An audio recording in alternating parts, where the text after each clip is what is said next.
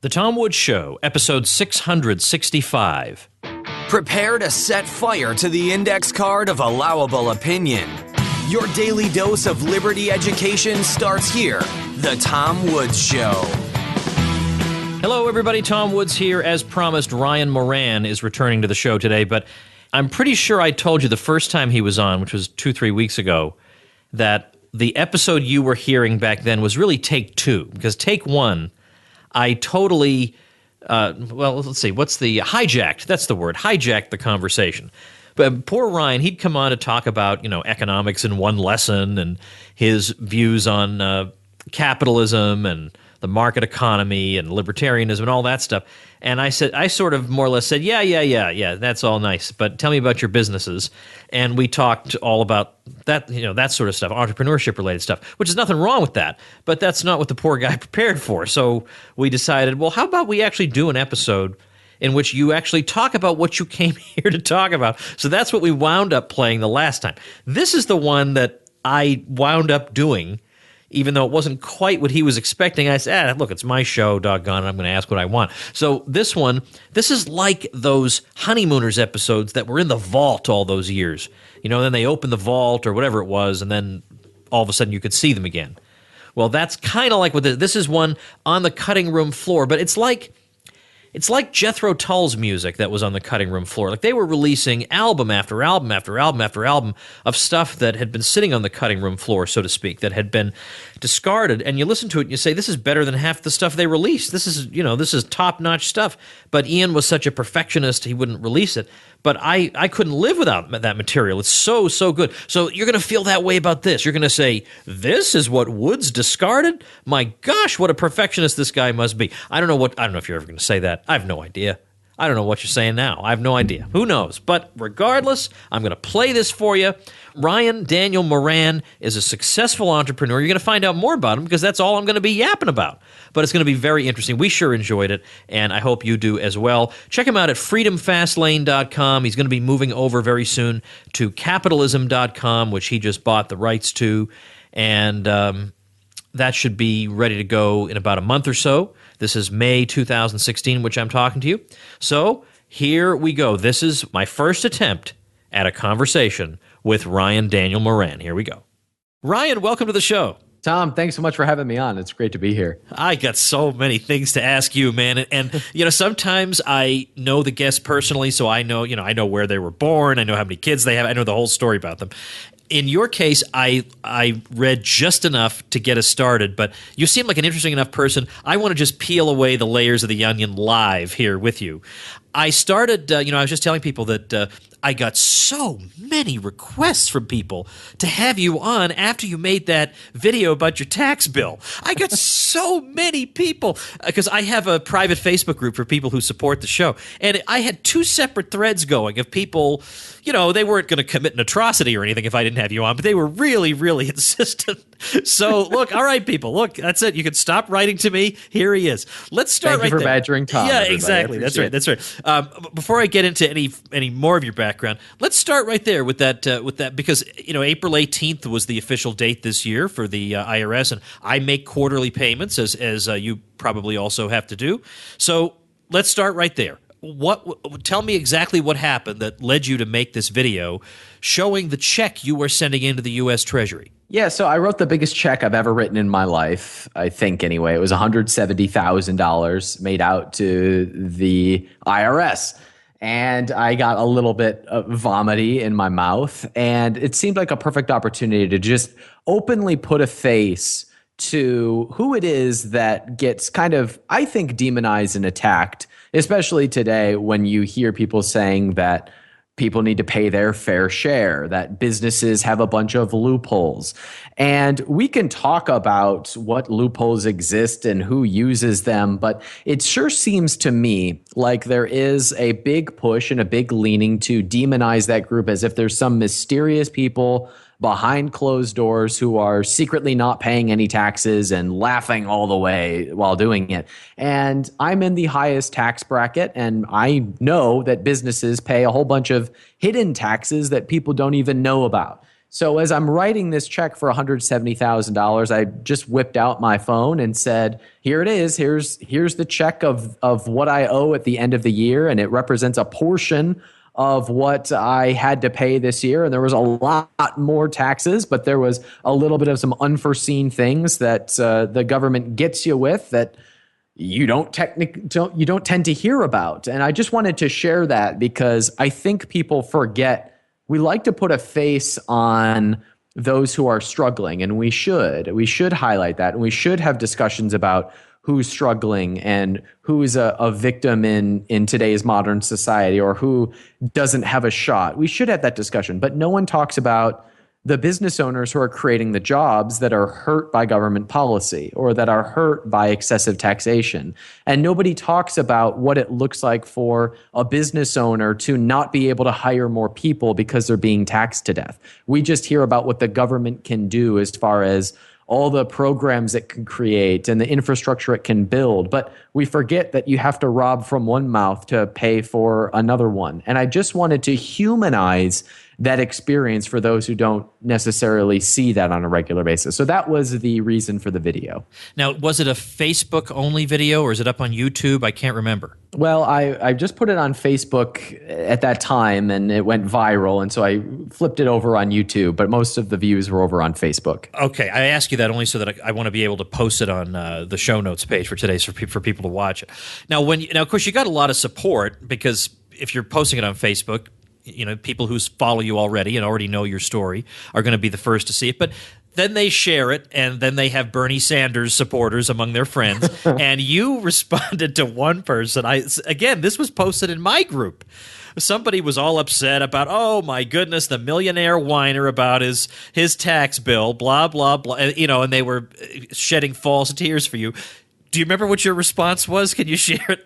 Was this the individual who said, I bet he's riding in one of his 16 cars? Yeah. Go. Yeah. So I simply said, I'm reading this while my Tesla drives itself. Yeah. That was so great. That was so good. That's exactly what a hater like that deserves.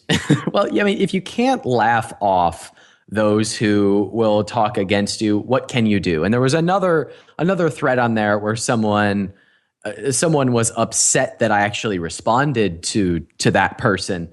And it's just interesting because if you don't respond, you ignore the haters and you're afraid to defend yourself. If you do respond, you're a troll. If you agree with this person, then you're this. If you agree with this, and so there's really no winning. So you might as well have fun. Yeah, that's right. There's no strategy you can follow that isn't going to annoy somebody. I mean, some people say you shouldn't. Like, for instance, I have a podcast that I do once a week with Bob Murphy called Contra Krugman, where we refute Paul Krugman every week. And some people say, why should you bother listening to Paul Krugman? Well, because he has, I don't know, millions of readers. I mean, we can live in a dream world where nobody cares about Krugman, but they do care about him, and we're not giving him extra, publicity by refuting him, and we need to refute him. So yeah, I say just go have fun, to heck with what people say. And once in a while, when I get I get some hater. I had some crazy guy the other day who attacked me as I forget what, because I supported free trade, so I was a Zionist Jew who wanted to sell out his country.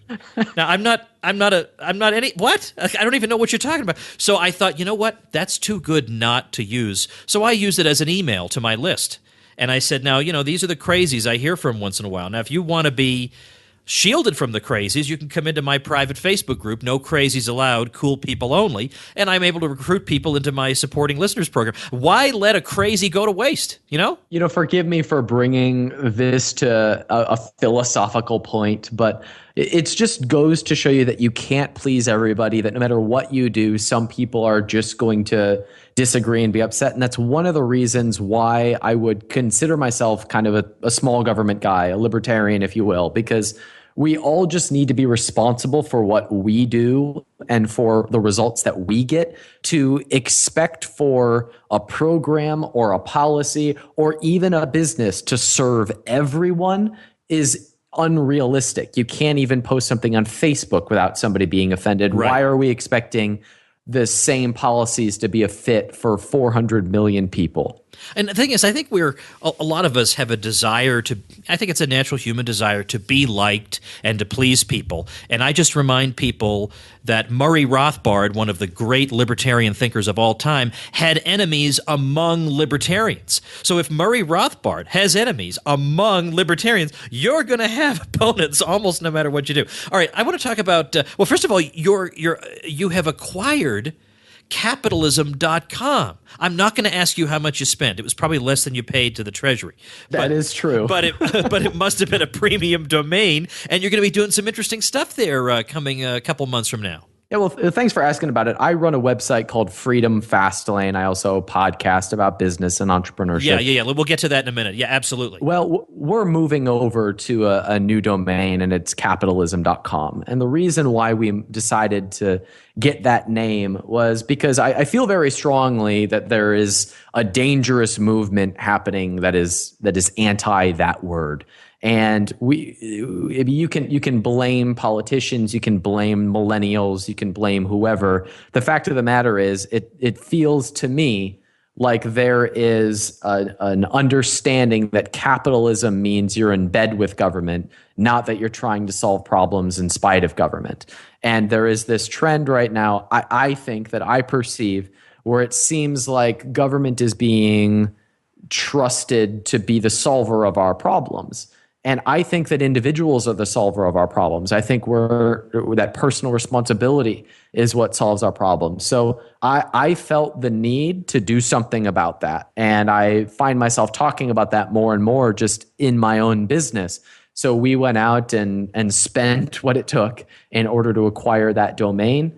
And that launches in July of 2016. Had that domain been sitting idle, or was somebody using it for something? It was owned for 19 years by one individual who I think very respectfully had registered it almost 20 years ago and wanted to prevent it from falling into the, quote, wrong hands. And he got several offers every year and never felt like he could trust the person that wanted to buy it. And he heard my vision for that business and that company. And he said, Ryan, I want to sell the domain to you. So it was, he was one of the good guys, if you will. Oh, that's really nice to hear. That's really great. That's really. I mean, great. I still paid quite a bit for it, but yeah, right. But at least you got it. Yeah, at least exactly. You got it. Yeah, now, so you've been on with Pat Flynn over at smartpassiveincome.com. He's a very, very highly respected. Oh, yeah, that's right. Yeah, because I saw you also went on to talk about investment, stuff like that. And he's a widely respected guy, and he doesn't really take ideological positions, and that's really not what he's all about anyway. I mean, he gives really good advice. I have, as I was telling you before we went on, I've definitely benefited from his advice. So I've gone out of my way, a couple of things that I bought, to make sure I buy him through his affiliate link as a way of saying thank you. He doesn't even know I did that, but it seems like the right thing to do. So let's talk about the nature of your business, because the first time you were on with him, I think it might have been episode 144. I don't have all his podcast episodes memorized by number. I was just looking at it before I went on. But the title of the episode was something along the lines of building $1 million business in 12 months. What exactly? Okay, so apparently you did that. What were you doing before that? And were you successful at that? I mean, how'd you get started? What is it that you do? And then we'll get into the $1 million. Sure. I've been an entrepreneur since I was 17 or 18 years old. If we were to go back even further than that, at 5 years old, I started my first business going door to door, trying to sell hand-drawn pictures on computer paper for a penny each. That business lasted about an evening, and I made 5 cents. My dad was my first customer. He bought 2 pictures, but he also supplied all the paper and pens. So 100% profit. Thank you very much. Right. I started my first real business, if you will, or cash flow machine in college. I was going to a small private college in Indiana, and I needed to pay for college somehow. I had dreams of being a successful entrepreneur. So I learned how the internet worked, and I started blogging and doing affiliate products like you discussed that Pat does. And I was 17 or 18 at the time when I started doing that, and was successful throughout college. Graduated college with a little more than $100,000 in the bank, and paid off my student loans with a check, and never worked for anyone else. But it wasn't until about 4 years ago that I felt like I really started building real businesses. And when I say real businesses, I think there's a change that happens, or a difference between a business that pays for someone's life and allows them to be free, allows them to make better decisions, allows them to choose how they spend their time more strategically and more intentionally. And then there's businesses that serve a community, that go out to solve a problem, that have a suite of products and has an end goal. And I think those are two very different things. So about 4 years ago, I made the pivot from more of a cash flow style of a business that just existed to serve myself, which is fine, to building more structured teams with customer bases and growing something that was bigger than just the Ryan Moran show. And that's when I kind of mapped out my long-term strategies, part of that being a 12-month plan that I've shared on YouTube and other places that have gotten millions of views at this point and have been helpful for other people. So that's what you're referencing. All right. I do want to talk about exactly the nature of your business work, but I also want to talk about, I mean, I know you're going to be moving, but for the time being, for the next couple of months, freedomfastlane.com will still work, and we're going to link to that at tomwoods.com/648. So I do want to talk about how you help people. You help people to figure out how they can fit into the marketplace, how they can become entrepreneurs and so on. But I think people are growing kind of cynical when it comes to people like that, because they think it seems like a circular thing where I make money by telling other people how to make money, by telling people how other people can make money, and so on, right, in a circle that just goes on and is closed within itself. And then secondly, I think people are kind of tired of programs that just give them a lot of fluff about, well, it's all about your mindset and you got to stay focused on your dreams and whatever. I mean, I want to take all that stuff and chuck it out the window. So how are you different from that? Buddy. Okay, all right, good. Then I want to know why I would listen to Ryan Daniel Moran. Yeah, so I've been building what I would consider real businesses for 4 or 5 years now. And when I mean real business, I mean with teams and employees and doing multi-million dollars in sales. And for years, I've just shared the process and I have blogged about it. I podcast about it. I would rather someone who is skeptical never give me a dime. I think, Tom, I think the world needs more entrepreneurs. I think that is probably the biggest problem the world faces, that we don't have enough personally responsible entrepreneurs who are doing good things in the marketplace, and that we need as many of them as we can get. So I always have shared that journey as my way of how I think the world needs to be better. And I have always done that for free.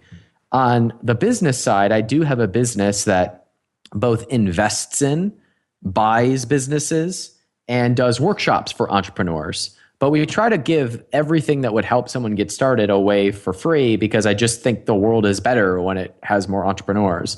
So I share in your frustration of that cycle of people who just teach people how to make money because that's how they make money. But that's never been our game. I'd rather stick ice picks under my toenails than be one of those people. I'd be much happier building real businesses that solve problems and then share what we learn along the way. Well, over at freedomfastlane.com, people can get on your mailing list, and one of the things they get is it's like a 10-day challenge. And I will tell you, I had somebody who in that thread about you was saying, well, I have to say, seems like a great guy, but from what I've seen in his videos, but 10-day challenges sound like, again, what I've heard from a lot of gurus before. And again, it winds up being like Ben Franklin style advice: wake up early in the morning and exercise or something. I mean, again, I don't want to steer people to stuff like that. I assume you're not sending out stuff like that. If I was a morning person, my life would probably be better. So I should probably take Ben Franklin's advice. That's true. Look, that's cool. I appreciate the feedback. We just try to put out really good stuff, and who shows up and resonates with it, cool. And that's always been our approach with our businesses. We don't try to be something we're not or act like anybody else. We kind of do our thing. And sometimes we get people who really, really like us, Tom. Some people, we get people who, are upset and claim that I have 16 cars and I have to tell them I'm reading it while my Tesla drives itself. So we get all ends of the spectrum like anybody else. Yeah. No, that's right. Now, I thought I read somewhere that at one time or another, and possibly still now, you had or have a business that had to do with Amazon and selling products that Amazon has and earning Amazon affiliate commissions. Is that right? So let's go into that a little bit, because when I've talked about this, I guess, real business for a while, and 4 years ago I started selling physical products, physical consumable goods, and I developed this 12-month plan, and the 12-month plan has become sort of what I've known for in at least training entrepreneurs. And I have always built my businesses around what I call channels, which is basically just looking at where there are already audiences or there are already buyers hanging out, and then putting your product or your service in front of that. So you and I both podcast. Our podcasts are available on iTunes because people are already there looking for podcasts. It's how people discover us. It's people who are already shopping for our information, how they'll find us. Well, on the internet, if you want to have a physical product, what most people will do is they might run a Kickstarter, and then if they're smart, they might do a Kickstarter and then put it for sale on their e-commerce site. Well, we decided to do it differently, and we built our businesses around Amazon.com because that's where the buyers already were. And a few years ago, it was a fairly rudimentary kind of wide open west that was still growing very, very quickly. But at the same time, Amazon is like entrepreneur's paradise because they hold all your inventory, they package all your products for you, they do most of the customer service, they process all of the orders. So all you need to do is have good products and a good experience for your customers and make sure that people are really happy, and you can just run your business. Amazon takes care of a lot of those headaches. So we structured a lot of our business around that channel because there's already millions of people going there. And that's one of the reasons why our businesses have grown so quickly, and why so many of our students that we've mentored have had such fast success, is because they've just been able to grow their business while Amazon has filled a lot of the gaps. All right, let me make sure I'm understanding. So in other words, you're using Amazon to sell your products. You're not using Amazon from the point of view of an affiliate. Correct. Okay, because I once in a while I see people who promote the idea of building up your own Amazon store. But then it seems to me the tricky thing is getting traffic to that store, because Amazon stores tend to be maybe a few pages deep, in terms of a website, and Google doesn't like websites like that. So it seems like that would be a challenge unless you knew how to use maybe Facebook ads or something to get traffic to that store. So you have an entirely different business model then. Yeah, it's the exact opposite of that. So instead of us selling other people's products, other people are selling ours. And we're also getting the traffic that naturally comes to Amazon. So Amazon has become like, it's the new Walmart, right? But there's no more pitching to Walmart to try and get your products featured. Anybody can go and create that store and work to maximize your exposure there by running ads. Amazon has their own advertisement platform. Reviews obviously drive a lot of attention. So the barriers for entrepreneurship are coming down faster and faster. Amazon is one of those opportunities that exists right now. But I don't like to say that our business is an Amazon business or dependent on Amazon, because I think business is business. You're out to solve customers' problems. You're out to service a community. Amazon right now is one of those vehicles where entrepreneurship is open and there are fewer barriers, so you can conduct your business profitably without all of the big headaches that we would have had even 10 years ago. And I think one of the exciting things is those opportunities are getting more and more commonplace as we get kind of the walls fall down or the barriers crumble for entrepreneurs to go in and create products in the marketplace. But Amazon is one of those things right now. These barriers, of course, are coming down in all different fields, not just in business. But for instance, just last night, I have a friend who's in like one of these indie rock bands, and they had a Kickstarter campaign going that I hadn't known about. So I looked at it. I saw that they needed only $90 more to meet their goal. So I thought, wow, if I had come tomorrow morning, they would have already met their goal. I want to be the guy that makes them meet. So of course I immediately donated the $90. But in other words, that wasn't the ability to raise that kind of money wasn't possible before. Right. The ability to then take your product and put it out there so that anybody in the world can get access to it was not possible. I mean, you can be an independent I mean, you have to be creative about your funding, but you can write your own blog. You can be an artist. You can do all these sorts of things and reach gigantic audiences. Well, likewise, you can do this also in business. You can have your own little. You can have a little store, as it were, but you don't need to lay out $5 million to build a physical store. Again, these are incredible times. Now, so can I assume that when you're talking to people and coaching them in terms of entrepreneurship, are you trying to get them into internet-based businesses, or is it just business in general? I've worked with both. My specialty has always been in internet-based businesses just because it's what I know. I'm 28 years old. I grew up mostly with the internet. So that's what I know best, but I've worked with all kinds of different businesses.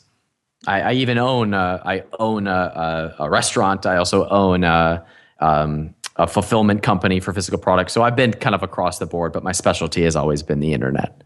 How many functioning businesses do you have at the moment?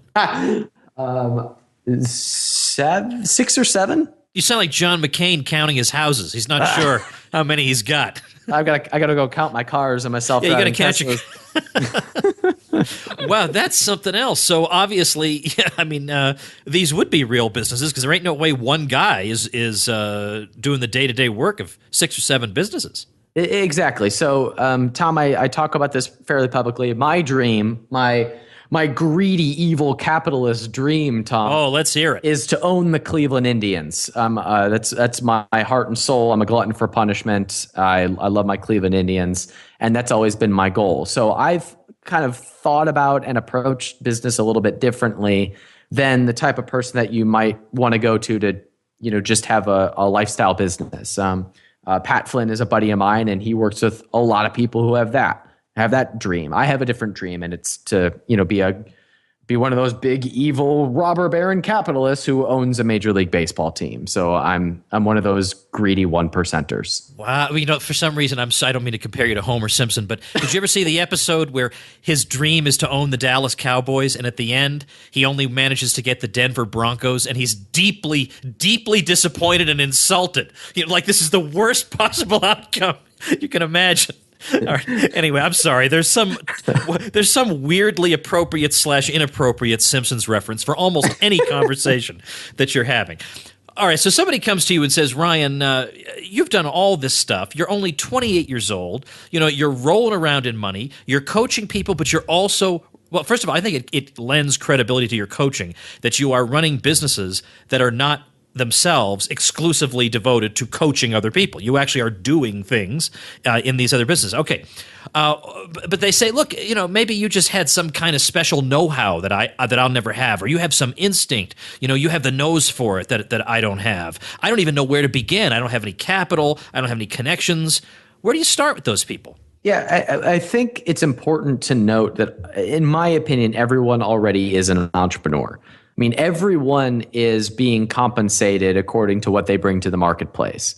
Some people just have one way that they do it, and that's through a job. Some people want something different. Some people just see that there's changes happening, that there are barriers coming down. That scares a lot of people. I mean, heck, I think that's one of the reasons why somebody like the Vermont senator who's doing so well in the polls right now is rising, because there's fear over change, and change is happening faster and faster. I think you have two types of people. I think you have those who run away from that and seek security, either through government or just through kind of developing resentment. And I think there's those who take advantage of changing trends and changing opportunities, and they're changing all the time. And I think one of the pieces of good news that's happening is it costs less money than ever to start a business. I started my biggest business does about $10 million a year in revenue. I started it with $600. There's easier ways of getting distribution now. You can put a Facebook video up and get 2 million views ranting about taxes, apparently. You can develop audiences quicker and faster than ever. There are customers at your fingertips all of the time. We have things like Facebook now where you can simply, everyone has an audience of at least a few hundred people, your friends. You're a few degrees away from just about any connection that you want to make. So it's getting faster and faster and easier. I think that the way you get started is one of two things. You either have to have some need that you see in the marketplace that you want to fill, an improvement that you want to see in the marketplace, or you have to have some passion that you want to share. I'm not real big on telling people to follow their passion, but you can turn just about any interest into a cash flow stream at this point because the world is at your fingertips via the internet. If you wanted to have a physical product, the way you'd get that made is by developing a prototype, which can cost you as little as $20 or as much as a few $100, depending on how complex it is. A buddy of mine is his mission is to put organic food on the tables of every kitchen table in America and make it affordable to everyone. So he has $1 million prototype, but that's a little bit of a different business model.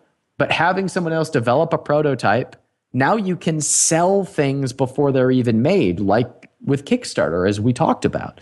So there are all of these opportunities. It is just a process of filling the need, developing a product around that need, and putting it in front of an audience. And audiences exist on Amazon. They exist on Kickstarter. They exist on Facebook. They exist in forums. They exist everywhere. And that is really the process that I help people go through, is really just cutting through a lot of the noise and creating a straight line to that success. What need are you solving?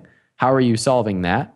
What's your product? And what audiences can we release that to? And then we can scale the business from there. Right, exactly. And how do we find those people to draw them to what it is that you're doing? I have a person, again, who's a supporting listener of the show, who released a book called Music Theory in One Lesson. And it's a wonderful little book, and everybody loves it.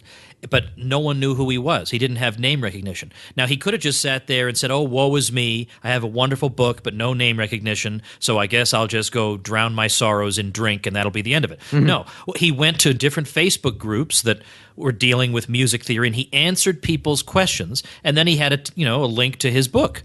And he got a reputation as the guy who always had a really good answer, and he has a book with a really intriguing title, and he sold thousands and thousands of copies of that book in a matter of months, simply by doing that, by saying, where would the people who'd be interested in my product be hanging out?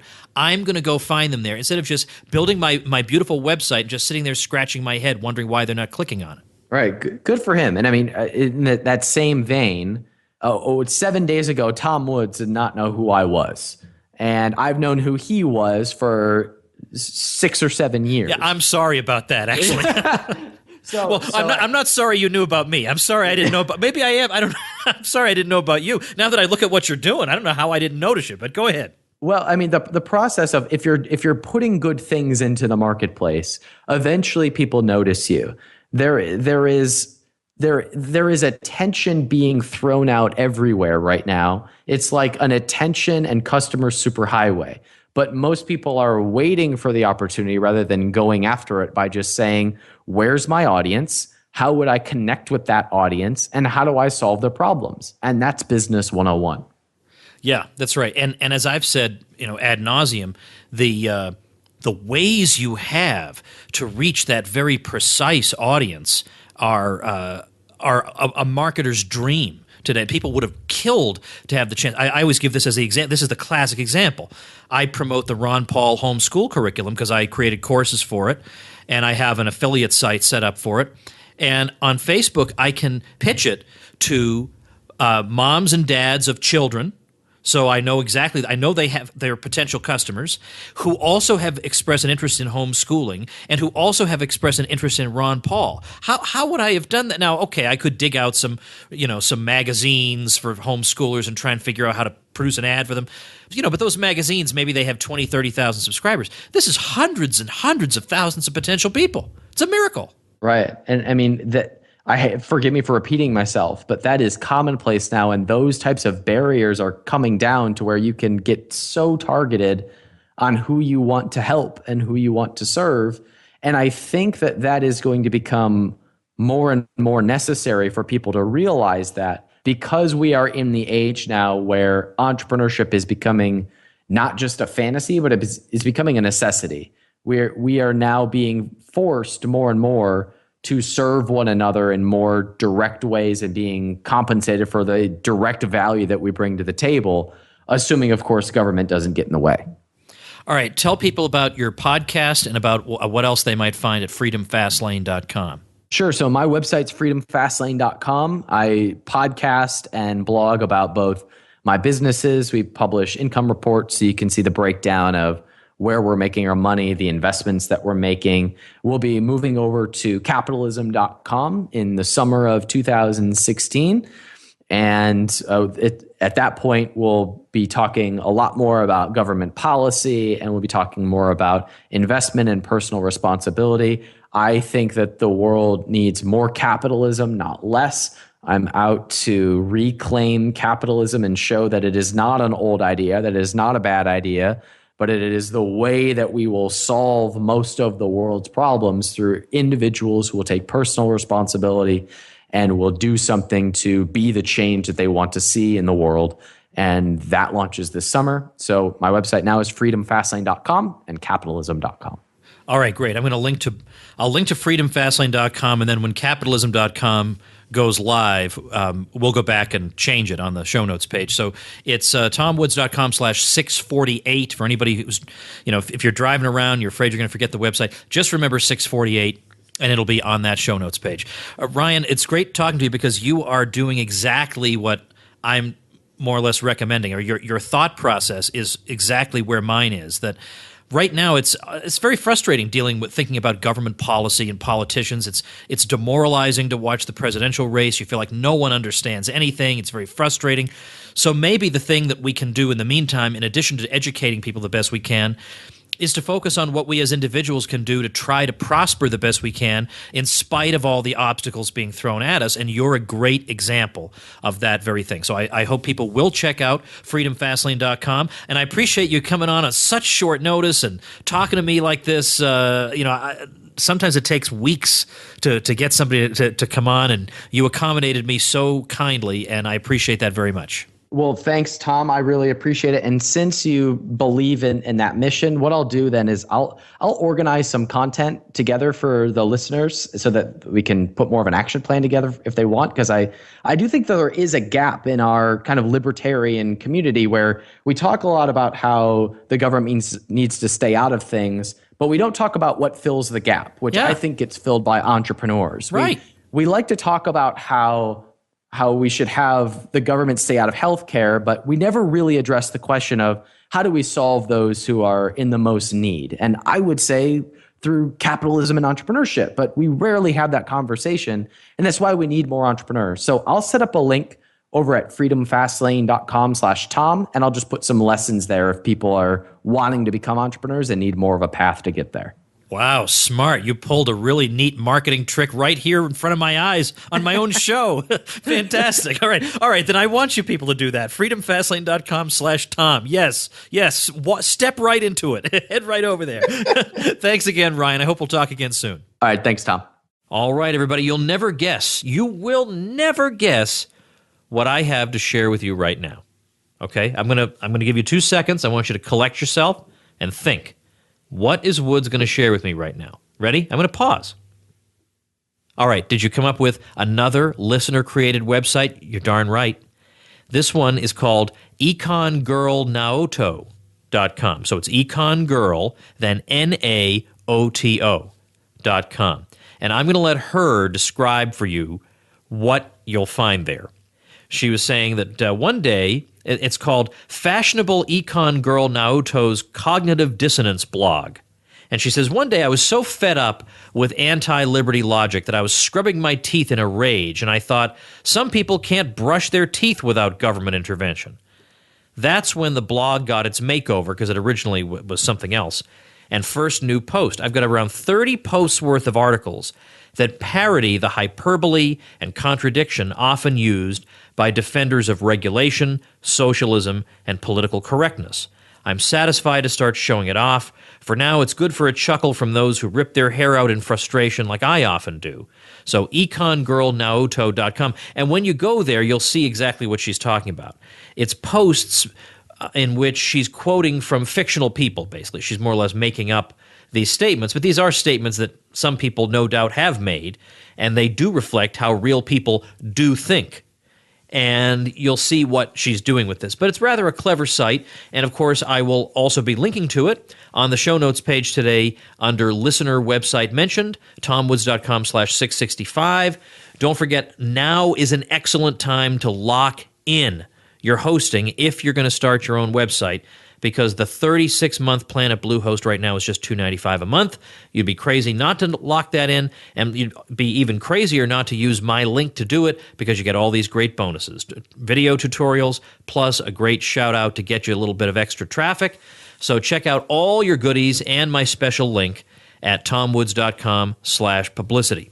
All right, we have reached another week of programs. We got more to, I've only got one in the can for next week so far. It's pretty much I've cleared the decks, and I'm going to be doing a whole bunch of fresh ones on Monday.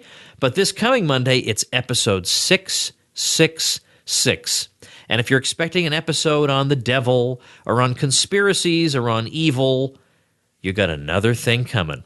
Because when it comes to 666, that ain't how I roll on this show. All right, we're going to turn that baby around and shine a little light in the darkness on Monday. So I hope you can join me then. Thanks for listening. Become a smarter libertarian in just 30 minutes a day. Visit tomwoods.com to subscribe to the show for free, and we'll see you next time.